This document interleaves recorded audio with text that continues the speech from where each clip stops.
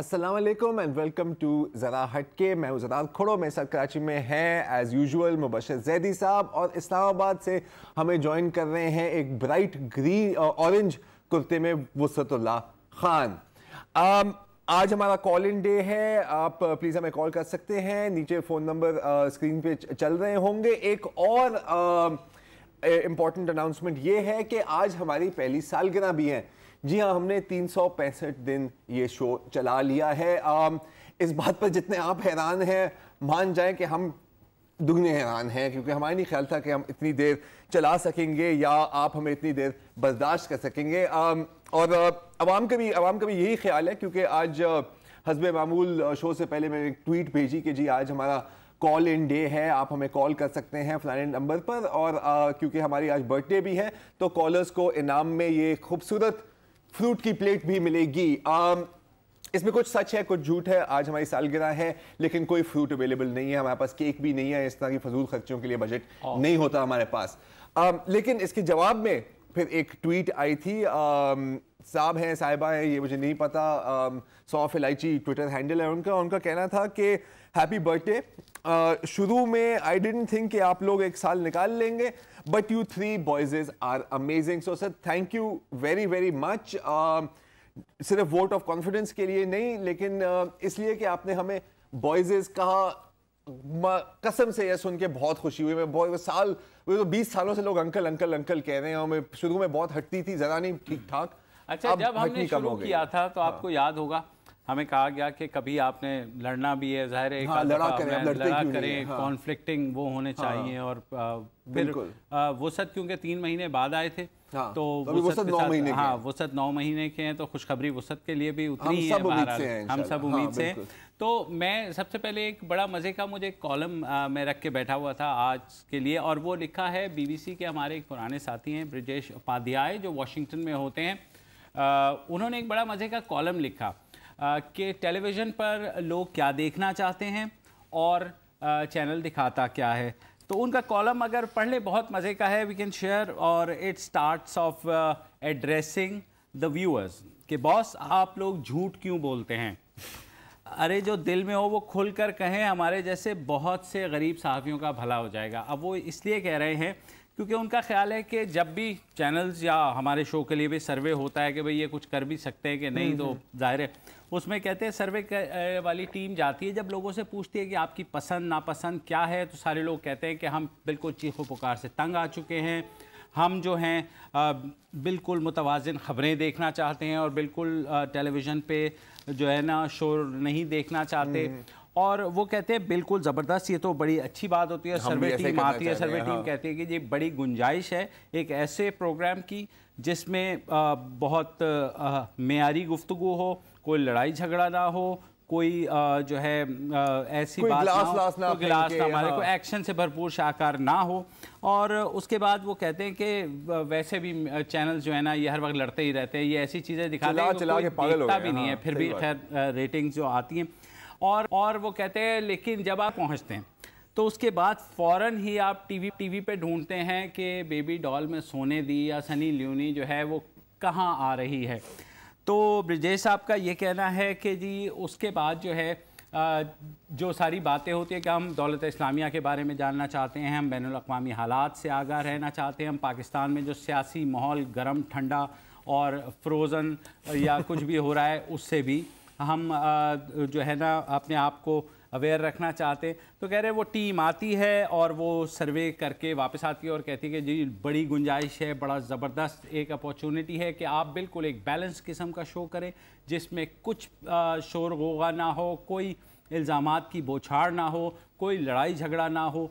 तो कह रहे हैं लेकिन जब जैसे ही शो शुरू होता है तो उसके बाद रेटिंग्स तो बिल्कुल ही रॉक बॉटम हिट कर जाती हैं। तो फिर वो सर्वे की टीम जो है वो सारा अपना जो सर्वे है वो फाड़ कर उसको जो है ना डस्टबिन में फेंकती है और शुरू हो जाती है एक शो में जिसमें उनके बकौल के एक ही बात 4 गेस्ट चिल्ला कर अपनी तरीके से कर रहे होते हैं और बात एक ही होती है, कोई उसके अंदर जो है वो नहीं होता, बस ये होता है कि इसके ज़िम्मेदार आप हैं, आप कहते हैं इसके ज़िम्मेदार मैं हूँ। और हम दोनों इसी बात पे लड़ लेते, फिर हम वसत की तरफ हैं बिल्कुल। तो वो उन्होंने ये कहा कि जी अभी अमेरिका में इंतखाबात भी हो रहे हैं और वो जा रहे हैं उनको कवर करने, तो उन्होंने कहा है नाज़रीन प्लीज़ मुझे एक दफ़ा सच सच बता दें कि आप क्या देखना चाहते हैं, मैं खामखा टिकट कटा के जाऊं और अमरीकी जो सदारती रेस शुरू हो रही है वो करने के बजाय अगर मैं एक ही दफ़ा कनाडा का टिकट कटा के सनी लियोनी के घर के सामने बैठ जाऊं और आपको वहां से चटपटी खबरें दूं तो वो ज़्यादा उनके ख्याल में बेहतर रहेगा। तो मेरे ख्याल में आप भी फ़ोन कॉल करके बता सकते हैं कि आपको चटपटी खबरें पसंद हैं या आपको मेयारी शो या थोड़ा मिक्स प्लेट या मिक्स प्लेट जो भी होता है। एक कॉलर है हमारे साथ, एक कॉलर है कामरान साहब हमारे साथ नवाबशाह से। जी कामरान साहब बताइए क्या देखना चाहते हैं? सर एक तो सालगिरह की मुबारकबाद आपके प्रोग्राम, थैंक यू सर, साल हो गए। और दूसरा ये है कि हम बिल्कुल सीरियस किस्म के शोज देखना चाहते हैं और बड़े ही मोतबर लोग हैं आप तीनों का स्टाइल बिल्कुल सबसे मुख्तलिफ है और बहुत मैं तो बड़ा फैन हूँ, सबसे पहले कॉल करने की कोशिश करता हूँ हमेशा। सर हो गया आप। और इसके हवाले से एक शेर भी अर्ज करना चाहूंगा, अगर बुरा ना मनाए वसतुल्लाह खान जी जरूर, कि गंजाओं में भाई तो ये कोई ऐब नहीं है, गंजाओं में भाई तो ये कोई ऐब नहीं है, जितना कोई गंजा है वो उतना ही बड़ा है, लेलन होके चर्चल होके माओ होके मित्रा, तारीख के हर मोड़ पे गंजा खड़ा है। वाह वाह वाह वाह कामरान साहब, तो सीधा गंजे मेरा मतलब है वसत की तरफ चलते हैं। वसत साहब ये शेर उन्होंने आपके नज़र किया है तो अब आपसे शुरू करते हैं। तारीख के एक मोड़ पे वसत खड़ा है, आप ये कहलवाना चाह रहे हैं मुझसे? नहीं सर वो तो कॉलर ने कहा है, हम अच्छा नहीं बात सही है कि वो, लेकिन मज़े आपने लिए हैं कॉलर की बात के, कॉलर से भी ज़्यादा। सर आजकल तो मॉडर्न ज़माना है, पैसे भी आपके पास आ गए, कोई बाल शाल लगवा लें सर आप भी। नवाज शरीफ, शहबाज शरीफ और ऐसे पॉलिटिशियंस हैं, चौधरी निसार या फिर शेख रशीद और चौधरी निसार की तरह आप जो है ना आर्टिफिशियल टोपियाँ यानी उर्फ विग भी पहन सकते हैं। जी सर। अब जबकि सारे दुनिया ने मुझे इस हाल में देख लिया है तो बाल लगवा के आप साबित क्या करवाना चाह रहे हैं मुझसे? ये वैसे एक बात है कि आज मैं भी पूछना चाह रहा था कि ये जो है मैं एक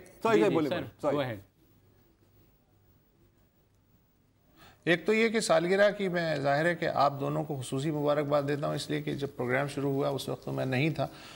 मैं सितंबर से जो है मैंने आप लोगों को ज्वाइन किया, इस दौरान जो भी मिलता है मुंह पे तो कम से कम यही कहता है वाह क्या मज़ा आ रहा है और आप लोग क्या ज़बरदस्त शो कर रहे हैं। तो जो जॉन एलिया को शिकवा था वही मुझे भी शिकवा है कि कमरे में तो आके कहते हैं कि क्या लिखा है, दिल कट के रह गया, मगर यही बात मजमे में नहीं कहते वो जाके। तो मुझे भी ऐसा ही लग रहा है कि इंडिविजुअली बहुत अप्रिसिएशंस आती है और मुझे उम्मीद है कि जैसे एक सर्दी निकाल ली इस प्रोग्राम ने, ये वाली सर्दी भी निकाल लेगा बगैर कोई हादसा हुए हुए। उसके बाद देखते हैं कि दूसरा साल कैसे चढ़ता है। ठीक है, वो सर एक और कॉलर हैं, सबा हैं हमारे साथ कराची से, उनसे भी बात करते हैं। जी सबा फरमाइए। अस्सलाम वालेकुम। वालेकुम अस्सलाम। सबसे पहले तो मैं वसत साहब के लिए एक शेर कहना चाहूंगी क्योंकि अभी इस शेर ने तो बड़ा आपको डिसहार्ट कर दिया होगा। तुम सलामत रहो 1000 बरस, हर बरस के हो दिन 50,000, आमीन। ये आपके लिए भी है और ऑफ कोर्स ये प्रोग्राम के लिए भी है। प्रोग्राम वाकयान अगर हम बिल्कुल आदिल से काम लेते हुए कहें तो ये प्रोग्राम वाकयान बहुत अच्छा है और वक्त की ज़रूरत है। सवाल की तरफ आती हूँ क्योंकि ये बहुत इम्पोर्टेंट सवाल है कि हम क्या देखना चाहते हैं और हमें क्या दिखाया जा रहा है। आपसे एक शेयर करना चाहूँगी रियलिटी अपनी ज़िंदगी की, अपने घर की, अपनी फैमिली की, कि मेरे घर टीवी इत्तफाकन ख़राब हो गया तो वो टीवी मैंने सही नहीं करवाया।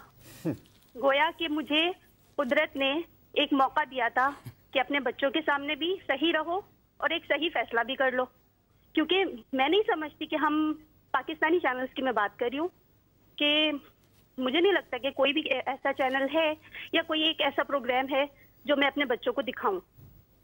बहरहाल ये एक सच्चाई है। नॉर्वे जैसा एक मुल्क जो कि अमीर तरीन ममालिक में शुमार किया जाता है, वहाँ पे जिसके पास, मैं अपनी महदूद इल्म को मतलब आपके सामने बयान कर रही हूँ, हो सकता है कि ये इधर से उधर भी हो बात, लेकिन मैंने सुना और खुद पढ़ा है कि वो शख्स अमीर तरीन होता है जिसके पास 5 चैनल्स हों, और हम पाकिस्तान में पता नहीं शायद 100 एंड अबव चैनल्स रखते हैं अपने पास, और हमें नहीं पता कि हम क्या कर रहे हैं। पेरेंट्स को, एजुकेटेड पेरेंट्स को नहीं पता कि हम क्या कर रहे हैं। अब मैंने आज मेरे पास LED है, मैं लेके आई हूँ, स्मार्ट टीवीज आ गए, थोड़ी सी मतलब हमें अपने बजट से आउट जाते हुए खरीदना पड़ा, लेकिन इसने हमें ये थोड़ी सी वो दे दी है कि हम इस पे नजर भी रख सकते हैं, चेक एंड बैलेंस भी कर सकते हैं, और अपने बच्चों को अच्छे प्रोग्राम्स भी मतलब दे सकते हैं। जो हैं वो उनकी लाइन ड्रॉप हो गई। फिलहाल एक ब्रेक लेना, और ब्रेक के बाद वापस आते हैं तो अपना यही मौजू रखेंगे कि आप क्या देखना चाहते हैं।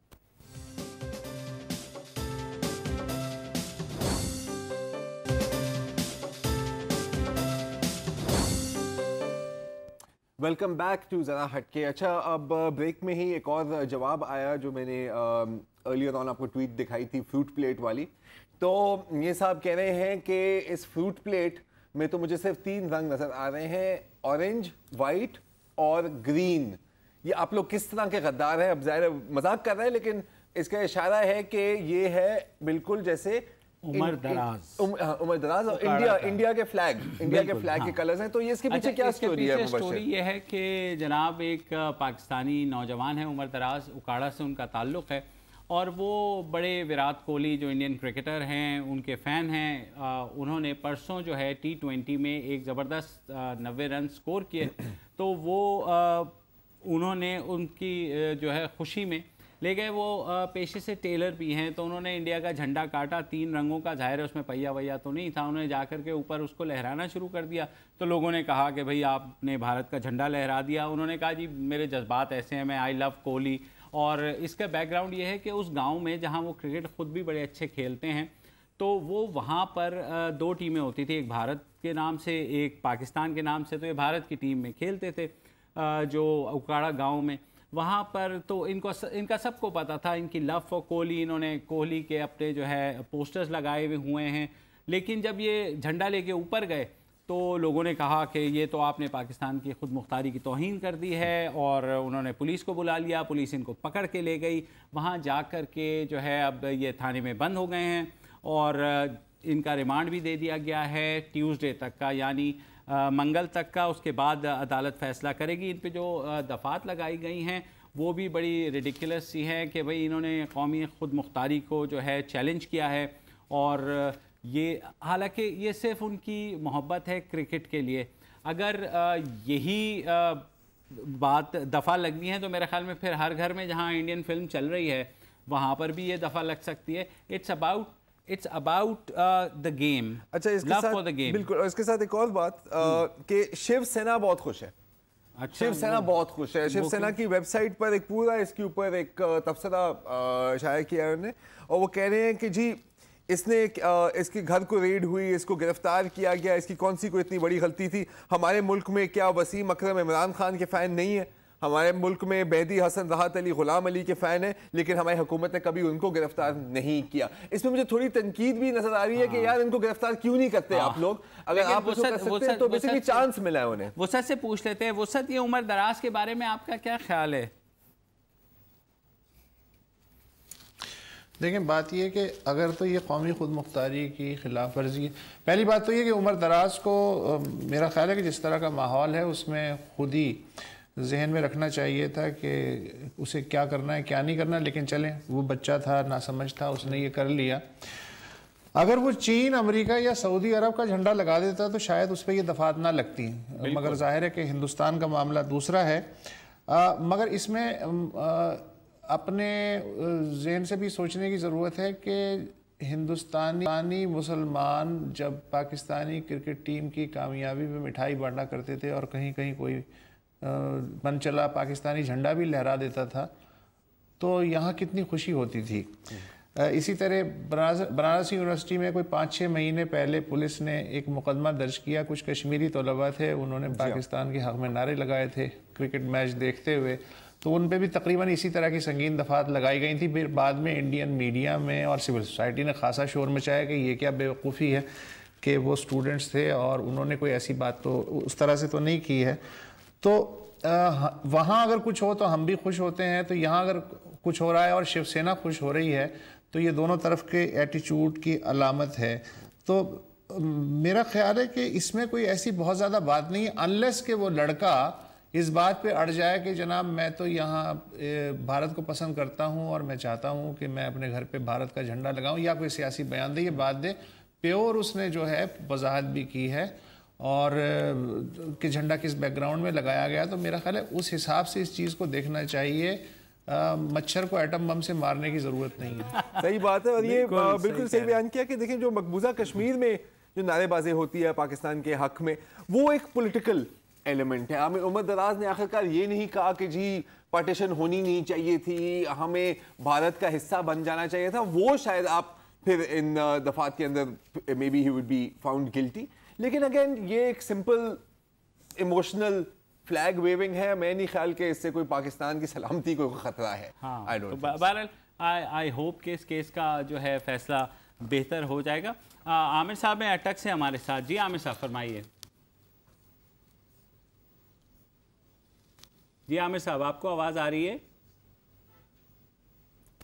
जी मेरे ख्याल में कॉल ड्रॉप हो गए। तो वसत आप मुझे बताइए थोड़ा सा, एक टिपिकल अगर न्यूज़ डे हम देखें तो वो आयान की पेशी से शुरू होता है, फिर बीच में मीरा भी आ जाती हैं और उसके बाद वीना मलिक भी आजकल आई हुई हैं, तो किसी ना किसी टॉक शो में आके बैठ जाती हैं। नहीं, वो आपने शुरू में बड़ा अच्छा एक सब्जेक्ट जो है नाजरीन के लिए रखा है सामने कि उस पर बात करें कि हम आखिर किस तरह के प्रोग्राम देखना चाहते हैं, हमारा दिल किस तरफ है और हमारा दिमाग किस तरफ है और हमारी आंखें किस तरफ जाती हैं।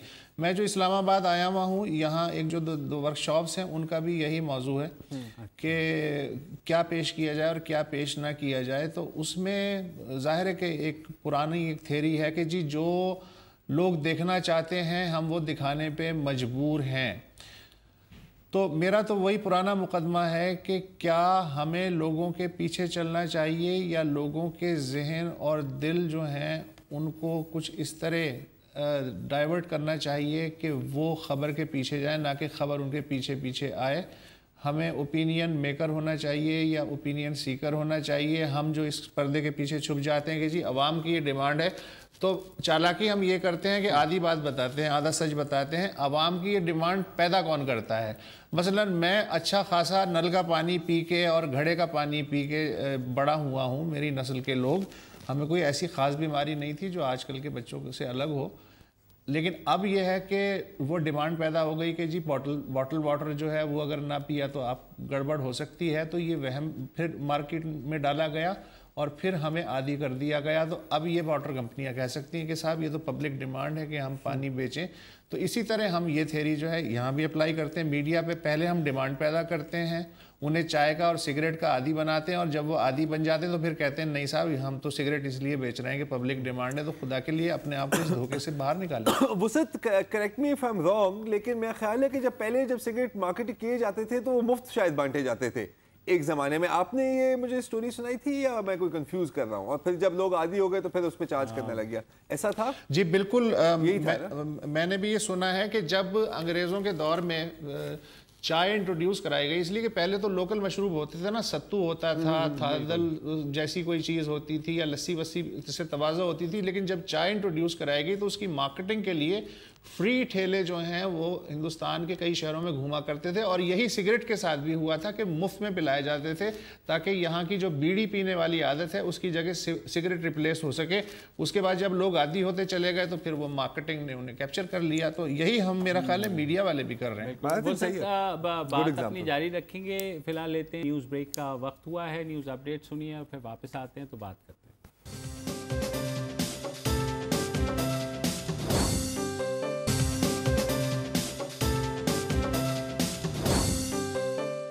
Welcome back. और आज हमारी सालगिरह है और हम व्यूअर्स से ये पूछना चाह रहे हैं कि वो क्या देखना चाहते हैं। हमारे साथ एक कॉलर हैं सादिया हारून इस्लामाबाद से। जी सादिया साहिबा फरमाइए। अस्सलाम वालेकुम जी।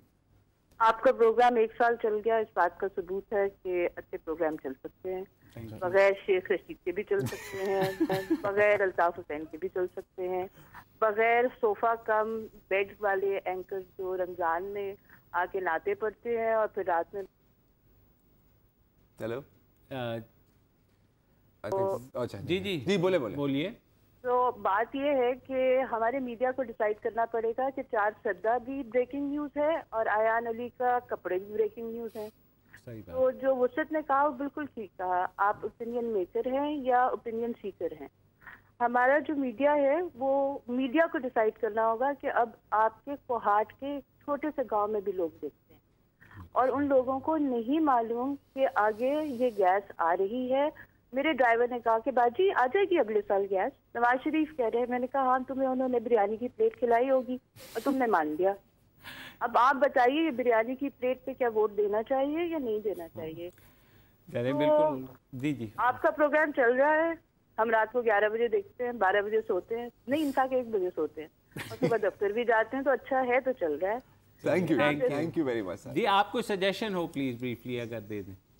यही है कि जब आपका प्रोग्राम जिस दिन आप नहीं तैयारी करके आते तो अच्छी बात है, खुद ही कह देते हैं तैयारी नहीं, प्रोग्राम जल्दी खत्म कर देते हैं। चले बहुत शुक्रिया। ये अक्सर होता है हमारे साथ। आज भी कोई तैयारी नहीं है। ये हमने बात करनी थी कि जो री इनैक्टमेंट्स चलती हैं उसके ऊपर अब पैमरा ने नोटिस भी लिया है और कहा है कि भाई उसमें ना आप फिरकावारियत दिखाएं, ना आप कोई ऐसी जो है सेंसेशनल चीज दिखाएं, सेक्सुअल असॉल्ट ना दिखाएं, जो कि सारे मतलब मैं हैरान होता हूँ बाज़ औक़ात री-इनैक्टमेंट्स देख के कि क्या क्या इमेजिनेशन लोगों की होती हैं। तो मेरे ख्याल में एक अच्छा कदम पैमरा ने उठाया है। जरा इमेजिन करो कि अगर ये सारी चीज़ें यहाँ से ख़त्म हो जाएं तो फिर बाकी बचेगा क्या? ये पैमरा कर क्या रहा है?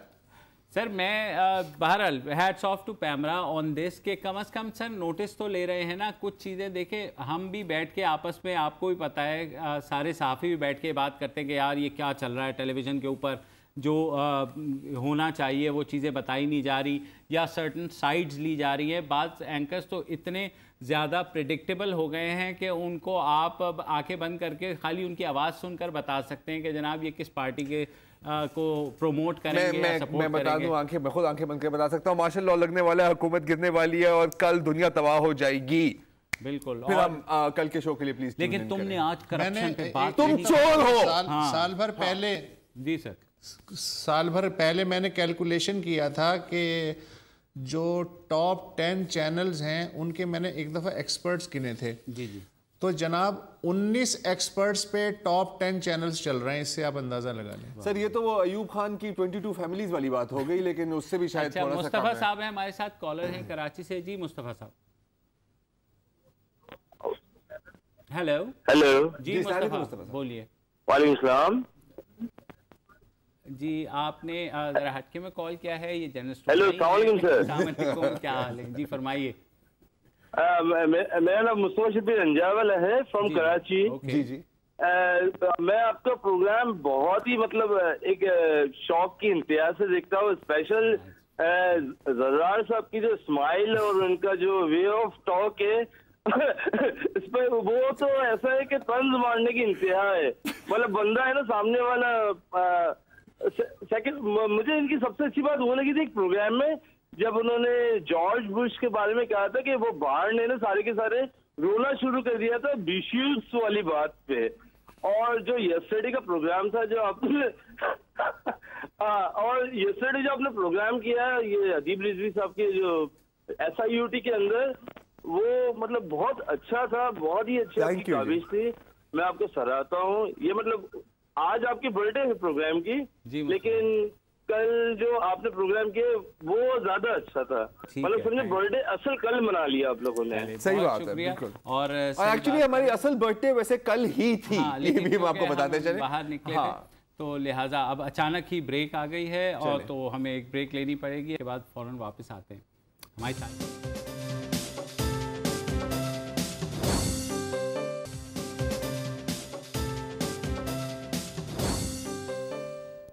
Welcome back. अभी ब्रेक से पहले एक कॉलर ने कल के प्रोग्राम का जिक्र किया जिसमें हम गए हुए थे SIUT। अब SIUT में हमें बहुत मरीज़ मिले, कुछ तो सालों से हर रोज़ डायलिसिस कराने आते हैं SIUT। गुर्दे उनके फेल हुए हैं और डायलिसिस करना उनके लिए ज़रूरी है क्योंकि पाकिस्तान में उनको कोई ऑर्गन डोनर नहीं मिल रहा। जिससे उनको गुद्दा मिल जाए और उनकी ज़िंदगी बच सके। ऐसे ही एक मरीज़ हैं नजमा बीबी, ज़रा पहले आप उनकी उनकी ज़बान से सुन लें कि उन पर क्या बीतती है। मेरे बच्चे रात दिन सर रो रो के दुआएं करते हैं कि हमारी अम्मी सही हो जाए, लेकिन सर मेरे पास ये चीज़ नहीं है, मैं कहाँ से लाऊं, किसके आगे मिन्नत करूं कि कोई मुझे ये चीज़ दे दे जो मैं अपने बच्चों के लिए जी सकूं, क्योंकि मेरे बच्चे छोटे हैं, माँ मरने के बाद बच्चों को कोई नहीं संभालता। तो हम आपसे ही मिन्नत कर सकते हैं कि ऑर्गन डोनेशन में कोई हर्ज नहीं है, पूरे मुल्क में होती है, पूरी दुनिया में होती है। I am sorry. और कल के शो के बाद बहुत लोगों ने मैसेज भी किया कि जी आप हमें बताएं कि हम ऑर्गन डोनर कैसे बन सकते हैं। तो चलिए आपको बता देते हैं। अगर आप www.siut.org पर जाएं तो वहाँ पर आप डिसीज डोनर प्रोग्राम पर क्लिक कर सकते हैं। वहाँ से आपको सारी इंफॉर्मेशन फराहम हो जाएगी। पूरा फॉर्म है, बहुत आसान है, 5-10 मिनट से ज़्यादा नहीं लगेंगे, वो आप भर के भेज दें। हो सकता है कि आपकी वजह से नजमा बीबी जैसे बहुत लोगों की जान बच जाए। इस पर मीडिया पर भी मुहिम चलानी चाहिए, एक हुकूमत की तरफ से भी एक कैंपेन होनी चाहिए, उसके एग्जाम्पल भी हैं। डॉक्टर अदीब रिजवी कहते हैं कि नेशनल हेल्थ सर्विस से वो बहुत इंस्पायर्ड हुए थे, तो नेशनल हेल्थ सर्विस ने भी एक पूरी एक डॉक्यूमेंट बनाई है इस्लाम एंड डोनेशंस ब्रिटिश मुस्लिम्स के लिए, और ये बंगाली, उर्दू, गुजराती, पंजाबी में भी शाया होती है। तो अगर वो कर सकते हैं तो हम क्यों नहीं कर सकते। मेरा ख्याल है कि बिल्कुल होना चाहिए। और अभी हमारे साथ कॉलर्स भी मौजूद हैं, तो हम पहले कॉलर्स ले लेते हैं। जी हेलो, अस्सलाम वालेकुम। जी फरमाइए। देखिए, मैं बात कर रही हूँ कराची से। जी जी। बात आपसे ये शेयर करनी है, आपने पूछा था कि किस तरह के प्रोग्राम आप दिखाना चाहते हैं। मेरे पास एक सुबह के वक्त एक बच्चों का एक कम्युनिटी, जो बहुत गरीब कम्युनिटी से बच्चे आते हैं, मैं उनको पढ़ाती हूँ फी सबीलिल्लाह, और मेरे फ्लैट के कॉरिडोर में मैं उनको पढ़ाती हूँ। बहुत गरीब कम्युनिटी से हैं। तो मेरे एक मोहल्ले में एक अंकल रहते हैं, तो उन्होंने खुश होके मतलब बहुत तारीफ की, तो हमने सोचा कि हम उनको कुछ गिफ्ट देते हैं। तो हमने उनसे ही आर्ट वर्क बनवा के हमने गिफ्ट दिया। तो उसके जवाब में उन अंकल ने खुश होकर हमारे बच्चों के लिए, हमारे छोटे से स्कूल के लिए, जो कॉरिडोर स्कूल है, उसके लिए हमें उन्होंने एक गिफ्ट दिया। तो मेरे एक बच्चे ने, जो बहुत ही गरीब आबादी से, जिसके पास पहनने के लिए चप्पल नहीं होती, कपड़े भी बहुत ही फटे पुराने होते, उसने एक बात मुझे बोली कि बाजी हम भी ये नेकी शुरू करते हैं, एक नेकी करें किसी को और बोलें कि आगे ये नेकी कर देना। ये मैंने एक इंडियन फिल्म में देखा था। जी बिल्कुल। तो हम क्या सिखाएं? एजुकेशन। हमारे पास इतने सारे शोज हैं जो मतलब इनामात दे रहे हैं बेतुके सवालों के जवाबात में। एजुकेटेड लोग, फैमिली एजुकेटेड, जो कहते हैं ना, एक सिलसिलेवार एजुकेशन उनके खानदानों में मिल रही है। वो हमारे होस्ट है, हमारा सरमाया है, वो बहुत अच्छे से कर सकते हैं। ये बिल्कुल जो अभी जिक्र किया है ना, ये पेड फॉरवर्ड कहते हैं। किसी पर नेकी करो और कहो कि यार इसके लिए मुझे कुछ नहीं चाहिए, मैं सिर्फ इतना चाहता हूँ कि आप किसी और पे जाके नेकी करें, तो एक चेन बनता है। सही बात है। और आज जो है हमारे नोबेल इनाम याफ्ता physicist, scientist doctor Abdul Salam की 71वीं सालगिरह है। उनकी डेथ 96 में हो गई थी। लेकिन पाकिस्तान में बदकिस्मती से उनको उनके मजहबी अक़ीदे की वजह से रिकग्नाइज़ नहीं किया जाता और कभी बात नहीं होती। आज हम थोड़े खुश हैं क्योंकि सोशल मीडिया के आने की वजह से टेलीविज़न पे कम से कम उनको रिकग्निशन मिल रही है। हुकूमती सतह पर भी कुछ ना कुछ छुप छुपाते में बात ज़रूर हुई है। तो वसत कैसा लग रहा है आज आपको डॉक्टर अब्दुल सलाम के बारे में बात रही है? बहुत अच्छा लग रहा है, वरना उससे पहले तो सिर्फ ये जानते थे ज़्यादातर लोग कि उनकी जो कब्र है उस पे से फर्स्ट पाकिस्तानी मुस्लिम साइंटिस्ट में से लफ्ज़ मुस्लिम जो है वो मिटा दिया गया था। अब तक उनकी ये तस्वीरें ही उनका तारुफ रही हैं। लेकिन जिन लोगों को नहीं मालूम उनको मैं बताना चाह रहा हूँ कि पाकिस्तान का जो एटॉमिक एनर्जी का पैम है उसमें जो पायनियर लोग थे उनमें डॉक्टर अब्दुल सलाम का शुमार होता था। वो मुख्तलिफ़ हुकूमतों के साइंटिफिक एडवाइज़र रहे। इंटरनेशनल जो साइंटिफिक कम्युनिटी है उसके और पाकिस्तान के दरमियान वो एक अहम पुल का काम करते थे। बाद में इटली में उन्होंने अपना जो रिसर्च के लिए ज़िंदगी वक्फ़ कर दी और उनकी ज़्यादा से ज़्यादा कोशिश ये होती थी कि जितने भी पाकिस्तानी साइंस के तलबा, ज़हीन तलबा हैं उनको वो स्कॉलरशिप वहाँ दिलवा सकें ताकि वो किसी काबिल हो सकें। तो इस तरह की जो खिदमात हैं ज़ाहिर है आज के दिन उजागर करने की ज़रूरत है। बिल्कुल। और कोर्स बुक्स में कहीं उनका नाम सुनने को नहीं मिलता, चाहे वो साइंस की किताब हो, चाहे वो हमारे हीरोज़ के बारे में कुछ हो, तो ऐसा क्या है? आई थिंक इंशाल्लाह जहाँ तक पहुँच गए हैं तो वहाँ तक ही पहुँच गए। एक मैं जल्दी से एक बात बताना चाह रहा हूँ, आपने बात की कि टीवी पर बात हो रही है, एक डॉक्यूमेंट्री बनाने की भी कोशिश हो रही है डॉक्टर अब्दुल सलाम पे।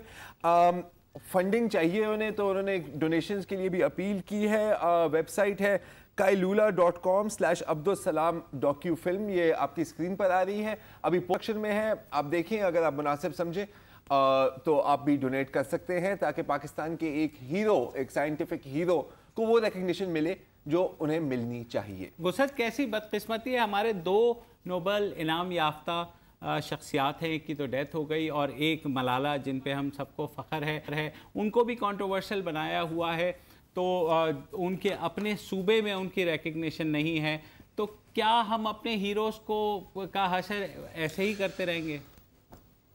देखिए, मसला ये है कि मैं आपको एक बात याद दिलाऊं कि 2009 में जब मैं इंडियन इलेक्शन कवर कर रहा था तो मेरी अहमदाबाद में एक गांधीवादी से मुलाकात हुई। बहुत ही पुराने बूढ़े आदमी थे। तो मैं उनसे कह रहा था कि ये जो गुजरात में और बाकी हिंदुस्तान में जो इतनी तंग नज़री और जो एक अफरा तफरी और खौफ का आलम है, तो ये क्या है?